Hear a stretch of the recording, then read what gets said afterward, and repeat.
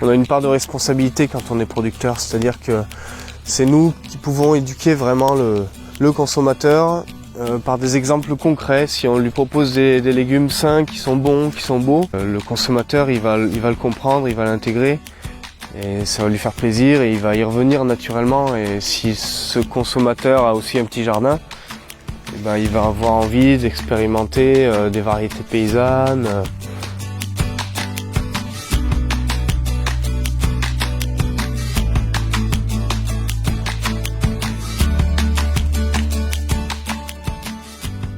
Je m'appelle Jean-Christophe Montelier, je suis ardéchois.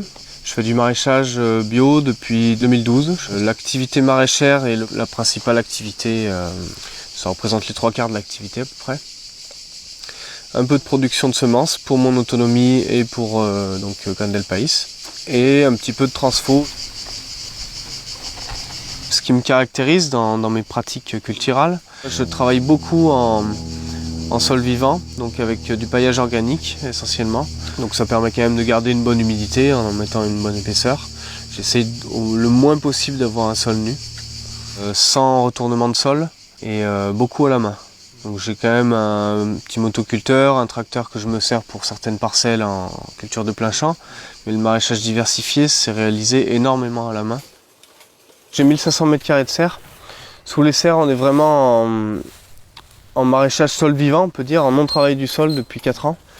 Et le fait de ne pas travailler le sol, donc on voit qu'on peut vraiment creuser facilement à la main. On a une terre qui est très belle, qui est beaucoup plus belle là où on n'a pas travaillé le sol et là où le sol est paillé. Du coup voilà, ça reste encore une petite agriculture, mais quand même à une échelle viable économiquement. C'est-à-dire que je cultive 1,5 hectare de maraîchage diversifié. Ça me permet d'en vivre bien. Parce que si on n'est pas viable financièrement, on ne peut pas continuer notre activité, quoi.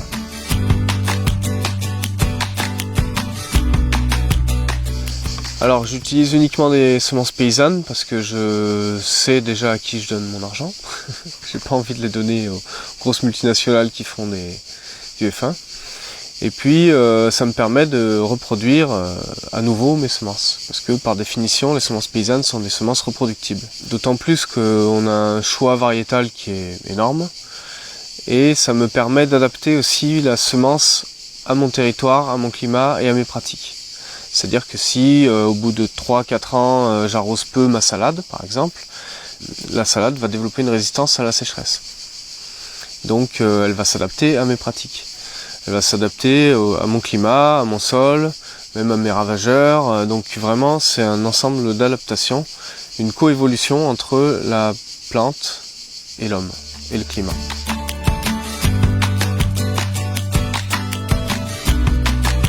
C'est vrai qu'il y a très peu de maraîchers qui utilisent uniquement des semences paysannes, parce que déjà on leur propose beaucoup de semences F1, alors la plupart croient vraiment en ça, quoi.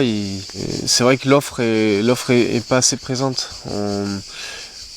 Il y a certains semenciers alternatifs qui proposent des semences paysannes, mais pour avoir des quantités maraîchères, souvent il faut s'adresser à des semenciers un peu plus importants. Et là, dans les catalogues, on va proposer énormément de F1 de plus en plus. Donc on peut être tenté d'aller vers ces semences-là qui sont souvent vendues comme étant plus stables, plus homogènes, plus régulières, plus productives.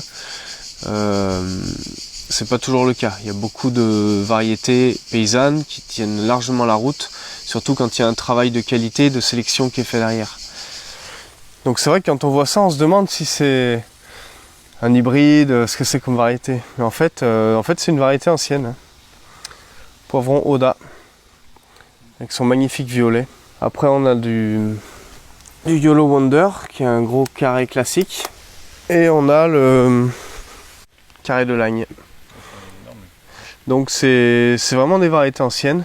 Donc on peut quand même avoir des variétés productives à gros fruits avec des variétés anciennes. Ça n'empêche pas. La plupart sont surpris déjà de voir la diversité qu'il peut y avoir en couleur, en goût, Et ils y reviennent, hein. Un client qui goûte une cœur de bœuf orange, une ananas, une noire de Crimée, ils peuvent plus manger après de tomates rondes F1, quoi. C'est pas possible. Quand elle est bonne, en général, elle est riche. Elle est plus riche en vitamines, en antioxydants, en carotène, en plein de choses. Et pour moi, c'est évident qu'une tomate de variété ancienne contiendra beaucoup plus de vitamines qu'une tomate F1. Il y a vraiment un engouement du public pour revenir à ces variétés anciennes une fois qu'ils y ont goûté, une fois qu'on leur a proposé. Il y a un travail à faire à tous les niveaux pour resensibiliser le public à ces variétés paysannes. C'est-à-dire que du point de vue du producteur, nous ce qu'on peut faire, c'est déjà cultiver ces variétés-là pour les proposer à la vente. Voilà, ça c'est déjà la première des choses, c'est avoir une offre convenable en variété paysanne. Après, le consommateur, lui aussi, a un effort à faire de découvrir des variétés anciennes qu'il ne connaissait pas, d'oser franchir le pas, de goûter quelque chose de nouveau. Voilà, ça c'est important aussi. Et après, il y a tout un travail à une autre échelle, au niveau politique, au niveau de sensibilisation plus globale, quoi.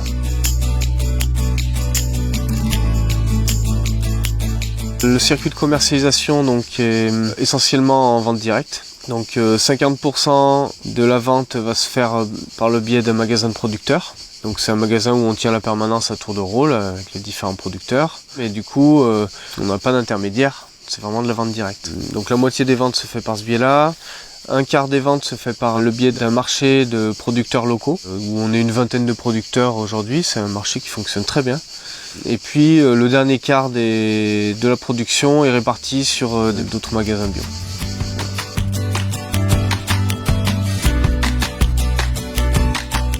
Je fais ce métier parce que c'est un métier que je trouve très valorisant.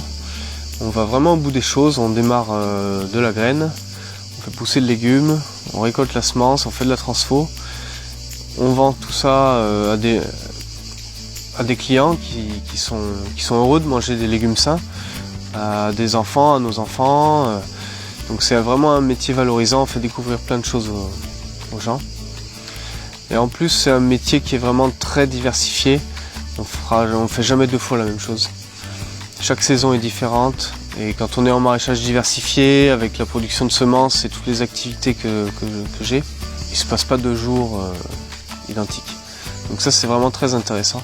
Et puis je pense que quand même c'est une nécessité pour l'avenir d'arriver à proposer des produits sains, autres que des hybrides F1, des produits traités. Voilà, il faut trouver une solution pour demain de toute façon, donc autant essayer tout de suite.